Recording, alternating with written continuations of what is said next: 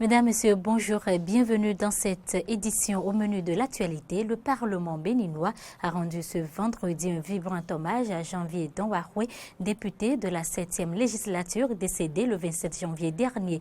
En Côte d'Ivoire, une course cycliste pour commémorer les 19 victimes de l'attentat de mars 2016 dans la station balnéaire de Grand Bassam. La campagne présidentielle a été lancée samedi en Égypte. Un rassemblement a eu lieu au Caire en soutien à Moussa Mostafa Moussa, seul opposant au président sortant Abdel Fattah al-Sisi.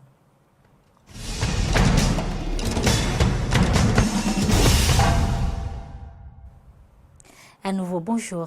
Dans le cadre de la tournée du chef de l'État du 5 au 9 mars 2018, un accord portant cadre général de partenariat 2018-2021 a été signé entre le gouvernement de la République française, représenté par le secrétaire d'État auprès du ministère de l'Europe et des Affaires étrangères, Jean-Baptiste Lemoyne, et le gouvernement de la République du Bénin, représenté par le ministre des Affaires étrangères, Aurélien Benochi. Cet accord couvrira entre autres le domaine de l'économie numérique, du tourisme, de la transformation agricole, de l'enseignement et de la recherche scientifique. La signature d'accord a été faite en présence de Véronique Brumeau, ambassadrice de la France près le Bénin, et Auguste Alavo, ambassadeur du Bénin près la France, et plusieurs opérateurs économiques. Le Parlement béninois a rendu ce vendredi un vibrant hommage à Janvier Donwaroué, député de la 7e législature décédé le 27 janvier dernier. Le bureau du Parlement et les députés ont salué la mémoire de l'illustre disparu avant son inhumation dans le week-end dans sa localité à Agro-Misérité. Retrouvons Amen Didier Roupenoudi pour le compte rendu.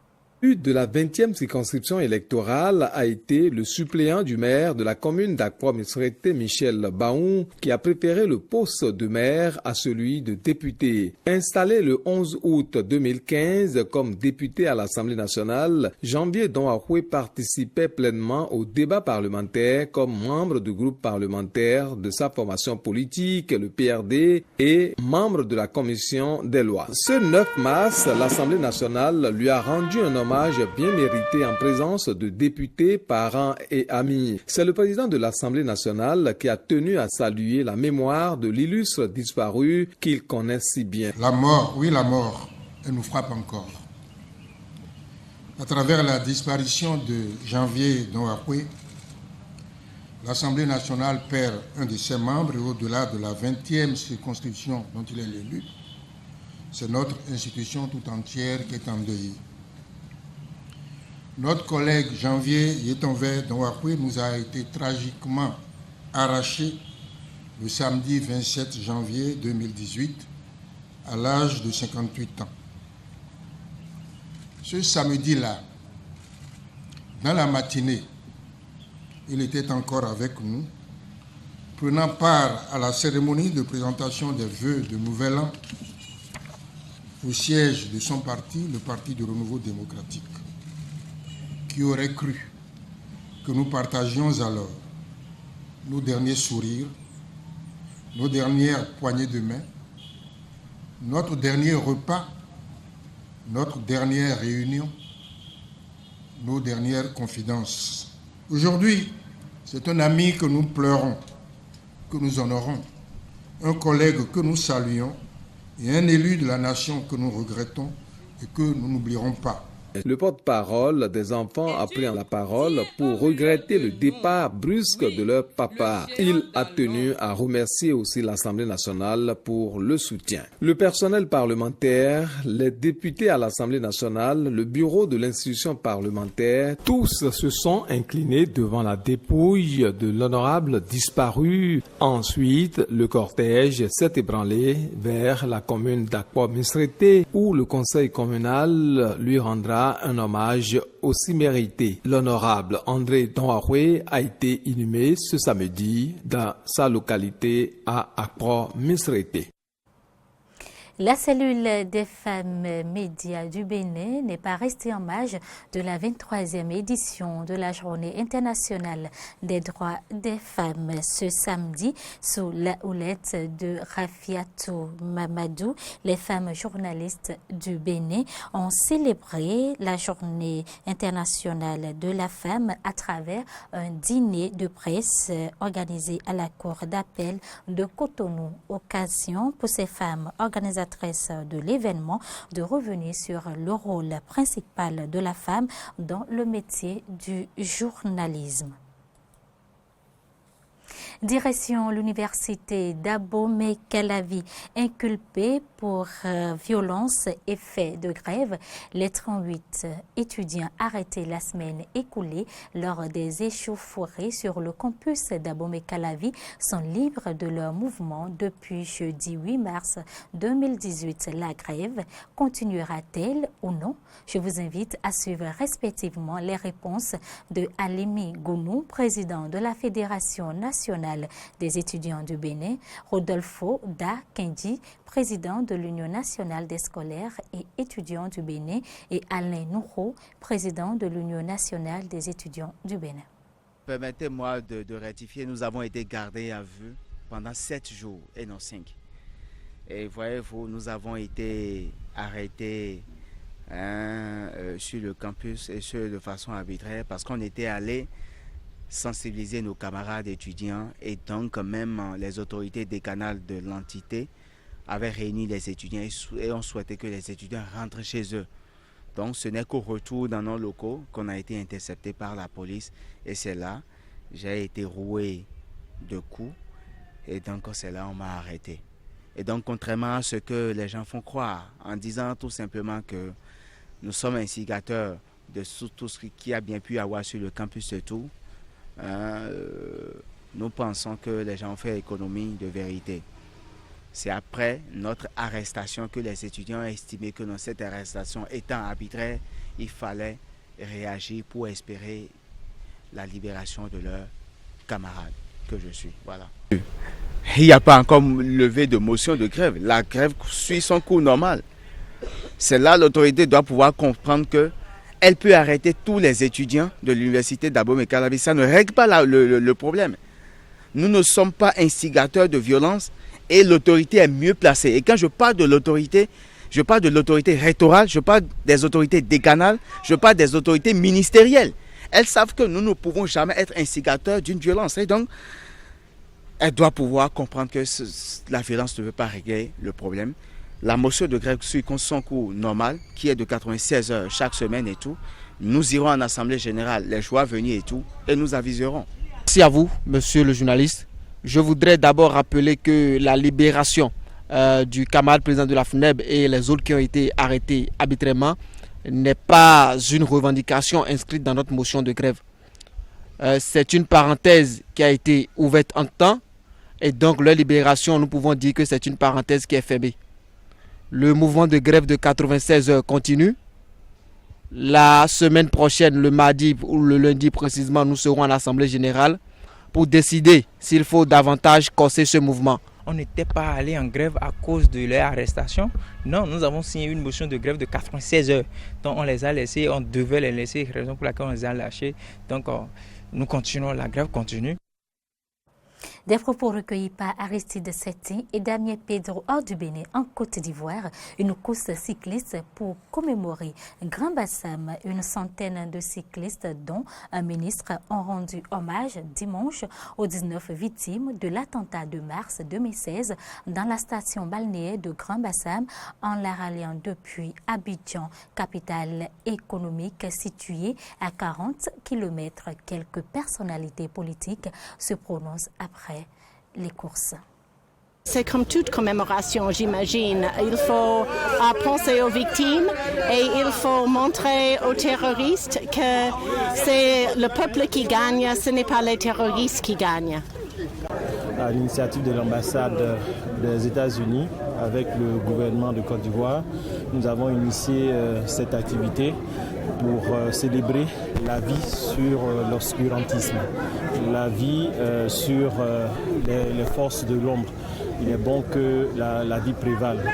et ne pas oublier ce qui s'est passé, mais surtout dire non, plus jamais ça en Côte d'Ivoire, plus jamais ça au Burkina Faso, plus jamais ça en Afrique, plus jamais ça dans le monde. Nous sommes les amateurs de cyclisme en fait, mais c'est une bonne manière de démontrer notre ouverture.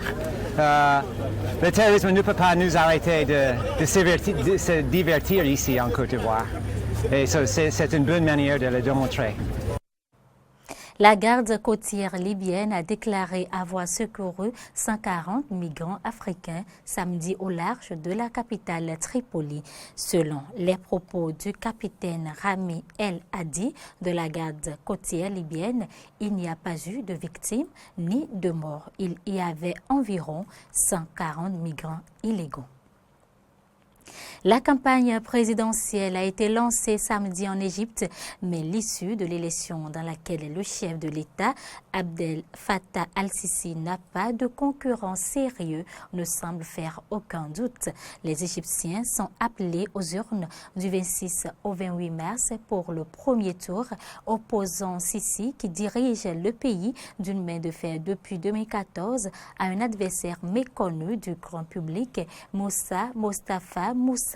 Un rassemblement a eu lieu samedi au Caire en soutien à Moussa Mostafa Moussa, seul opposant au président sortant Abdel Fattah al-Sisi lors de la prochaine élection présidentielle égyptienne.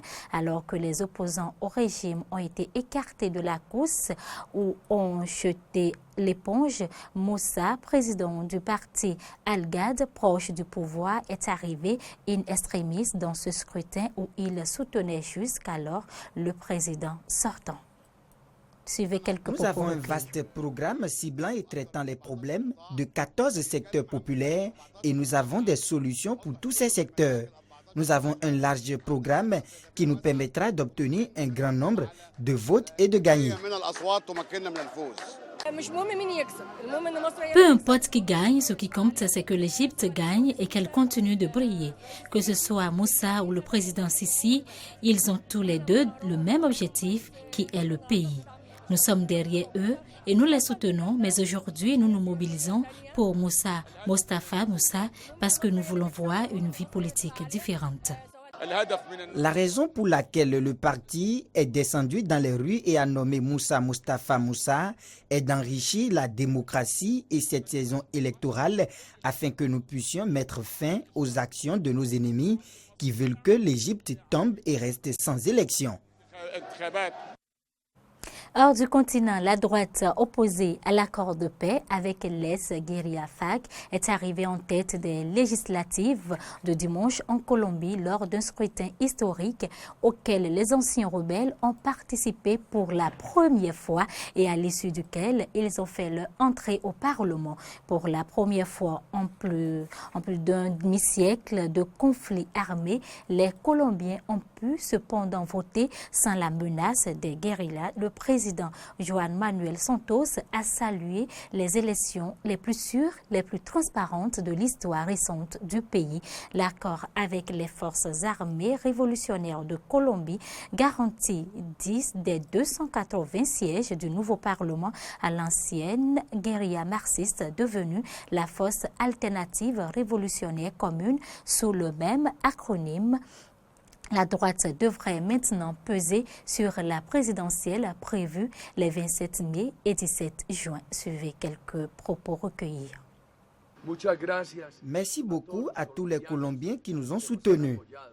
Nous continuons à travailler pour le pays, pour notre démocratie avec l'aide de Dieu. Nous ne voulons pas que la tentation du populisme autoritaire qui a ruiné le Venezuela vienne dans notre pays. Et puis l'élection présidentielle américaine de 2020 peut sembler encore lointaine, mais Donald Trump a déjà son slogan de campagne pour se faire réélire, a-t-il dévoilé samedi. Gardons sa grandeur à l'Amérique. Donald Trump 111 ans, fait régulièrement allusion au deuxième mandat qu'il espère.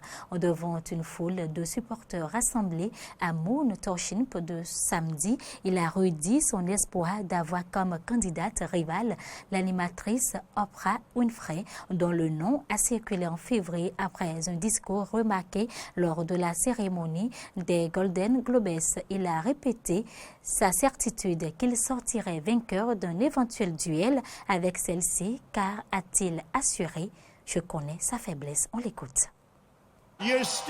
Votre acier va revenir, votre acier va revenir. Ces usines vont ouvrir leurs portes. Et ce qu'on a fait avec le taxe de 25% pour les gars qui viennent déverser leur acier partout et, soit, dit en passant, ce n'est pas de l'acier de qualité. Vous savez ce que je veux dire, c'est de la mauvaise qualité. Our new slogan, when we start running in, can you believe it? Notre nouveau slogan, quand nous commencerons à nous représenter dans 2 ans, sera « Conserver la grandeur de l'Amérique ». Le monde vous regarde tous. On veut que ça continue. On veut garder l'agenda politique en place. Rendre sa grandeur à l'Amérique, il faut le faire gagner. C'est une élection très importante. Ainsi s'achève cette édition. Mesdames, Messieurs, merci pour votre aimable attention.